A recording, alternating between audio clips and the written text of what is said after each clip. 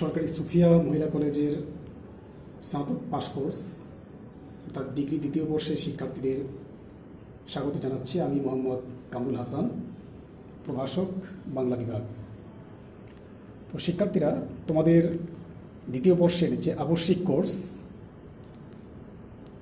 বাংলা জাতীয় ভাষা, সেই কোর্সে দুটি অংশ আছে, একটি সাহিত্য অংশ আর একটি ভাষা শিক্ষা অংশ।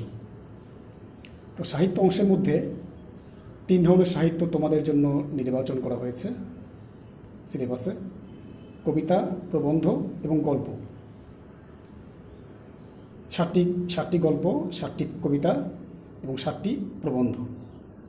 তো আজকে আমি সাহিত্য অংশের নির্বাচিত 7টি প্রবন্ধের মধ্যে একটি প্রবন্ধ নিয়ে খুব সংক্ষিপ্তভাবে অথচ মূল গুরুত্বপূর্ণ অংশ নিয়ে আলোকপাত করতে চাই। সেটা হলো তৈল। তৈল, প্রথমেই লক্ষ্য করো, উচ্চারণটা হবে তৈল। যখন তয়ের সঙ্গে ঐকার থাকবে না, একার থাকবে, তখন ওই লকে ওকারের মতো উচ্চারণ করা যাবে না, তখন উচ্চারণ করতে হবে তেল। কিন্তু যখন তয়ের সঙ্গে ঐকার থাকবে, তখন লকে ওকারের মতো উচ্চারণ করে বলতে হবে তৈল। এটাকে তোমাদের খুব সতর্কতার সঙ্গে খেয়াল করতে হবে, অনেকেই এই ভুল উচ্চারণ করে থাকো। তৈল প্রবন্ধটি লিখেছেন পণ্ডিত হরপ্রসাদ শাস্ত্রী, যার প্রকৃত নাম হরপ্রসাদ ভট্টাচার্য। শাস্ত্রী হচ্ছে তার উপাধি। তার আরেকটি উপাধি আছে, সেটা হলো মহামহোপাধ্যায়।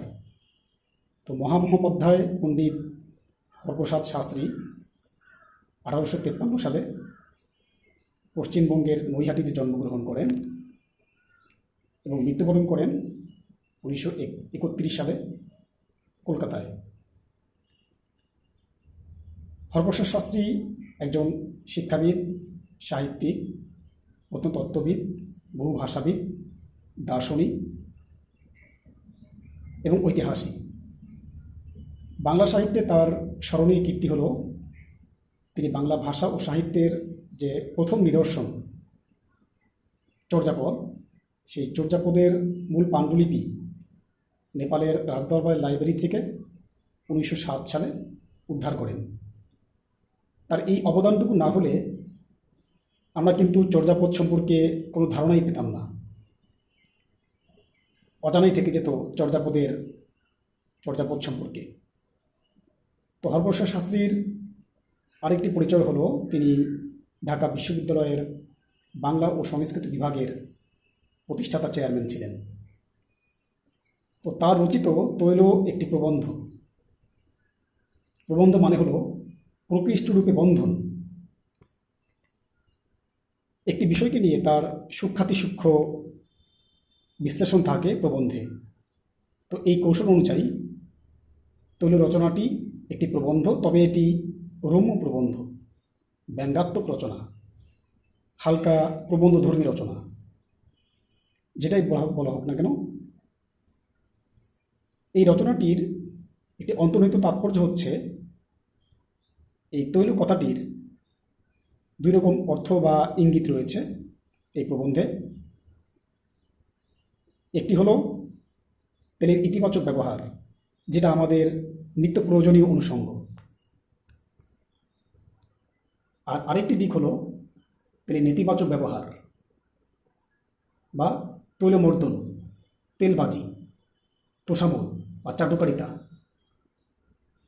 তো প্রাবন্ধিক মূলত এই দ্বিতীয় অর্থটাকেই, 2টি অর্থই তিনি গুরুত্ব দিয়েছেন, তবে একটির প্রয়োজনীয়তা স্বীকার করেছেন, কিন্তু আরেকটির যে অসুস্থ চর্চা, সেটাকে আঘাত করেছেন। আমরা সমাজে সাধারণত দেখি কিছু মানুষ কারো মুখ থেকে তার একটা প্রশংসা শোনার জন্য উন্মুখ হয়ে থাকে। মানুষের অজান্তেই এই বিষয়টা মানুষকে ভালো লাগায়। আর কেউ যদি হন ক্ষমতাবান বা উচ্চপদস্থ কেউ, তাহলে তোষামোদকারীরা কী করে? তোষামতকারীরা তাদের আখের গোছানোর জন্য কারণে অকারণে, প্রয়োজনে অপ্রয়োজনে নিজের ব্যক্তিত্ব, আত্মসম্মান বা আত্মমর্যাদাকে বিসর্জন দিয়ে উক্ত ক্ষমতাবানকে অতিমাত্রায় প্রশংসা করে বা ভক্তি দেখায়। কিন্তু কথায় আছে, অতিভক্তি কিন্তু অনেক সময় চোরের লক্ষণ। ভক্তি দেখানো ভালো, কিন্তু সেটা যখন অতিরিক্ত হয়ে যায়, অতিরঞ্জিত হয়ে যায়, তখন সেটা কিন্তু কোনো না কোনো স্বার্থ উদ্ধারের জন্য হয়ে থাকে। পক্ষান্তরে যাদের ব্যক্তিত্ব আছে, যাদের মেধা আছে, প্রতিভা আছে, যোগ্যতা আছে, আত্মসম্মান, বিবেকবোধ ও নৈতিকতা যাদের অত্যন্ত মজবুত, তারা তাদের বিবেকের তাড়নাতেই অনেক অনৈতিক কাজ করতে পারেন না। আর এই সুযোগটাই নেয় তেলবাজ শ্রেণী। তেলবাজদের এই এমনই দৌরাত্ম্য থাকে যে তারা অযোগ্যতাকেও একসময় যোগ্যতায় পরিণত করে ফেলে। তো আমরা আগেই বলেছি যে তৈল প্রবন্ধে তৈল নামকরণের মাধ্যমে প্রাবন্ধিক আমাদেরকে দুই রকম ইঙ্গিত দিয়েছেন। ইতিবাচক ইঙ্গিতও আছে, নেতিবাচক ইঙ্গিতও আছে। প্রাবন্ধিক মূলত ওই দ্বিতীয় ঘটনাটিকেই তীব্রভাবে প্রত্যাখ্যান করেছেন এবং আমাদের দৃষ্টি আকর্ষণ করেছেন এই অসুস্থ চর্চার দিকে। তিনি দেখাতে চেয়েছেন যে তোষামতি করে কেউ ব্যক্তিগতভাবে লাভবান হলেও বৃহত্তর প্রেক্ষাপটে ক্ষতি হয় গোটা সমাজ, জাতি, রাষ্ট্রের জনগণের। কীভাবে ক্ষতিগ্রস্ত হয় তার কিছু নমুনা কিন্তু আমরা এই প্রবন্ধে দেখতে পাই। যেমন তিনি বলেছেন, তেলবাজির জোরে যদি কোনো আহাম্মক রাষ্ট্রের নীতি নির্ধারণী পর্যায়ে যায়, ম্যাজিস্ট্রেট বা এই ধরনের কোনো নীতি নির্ধারণী পর্যায়ে যায়, তাহলে সেই জাতির ভবিষ্যৎ কী হতে পারে সেটা সহজেই অনুমান করা যায়। তেমনিভাবে তেলের জোরে যদি কেউ যদি প্রফেসর হয়, তাহলে জাতি কী শিক্ষা পাবে, কতটুকু সুশিক্ষা পাবে, সেটাও সহজেই অনুমান করা যায়। উকিল বলো বা যে কোনো ধরনের ব্যবসা যেগুলো হচ্ছে গলাবাজি, ওকালতি ব্যবসায় যদি ওকালতি না করা যায়, গলাবাজি না করা যায়, তাহলে ওকালতি ব্যবসা প্রসার হয় না। কিন্তু পক্ষান্তরে বিচার প্রার্থীরা বঞ্চিত হয়। এটা অত্যন্ত অসুস্থ একটি চর্চা। তো তৈল প্রবন্ধে হরপ্রসাদ শাস্ত্রীর গভীর সমাজ দর্শন বা সমাজ সচেতনতার পরিচয় আমরা এভাবেই পাই। অত্যন্ত নির্মমভাবে তিনি ব্যঙ্গে সুরে বলেছেন, বাস্তবিকই তৈল সর্বশক্তিমান, আর যে এই তৈল ব্যবহার করিতে জানে সেই সর্বশক্তিমান। কি নির্মম কষাঘাত! আরও বলেছেন, তৈলে নেয় ঠান্ডা করিতে আর কিসে পারে, তৈলের মহিমা অতি অপরূপ। ওই যে আমি বললাম যে তৈলের কিছু ইতিবাচক গুণ বা প্রয়োজনীয়তা অবশ্যই সমাজে আছে।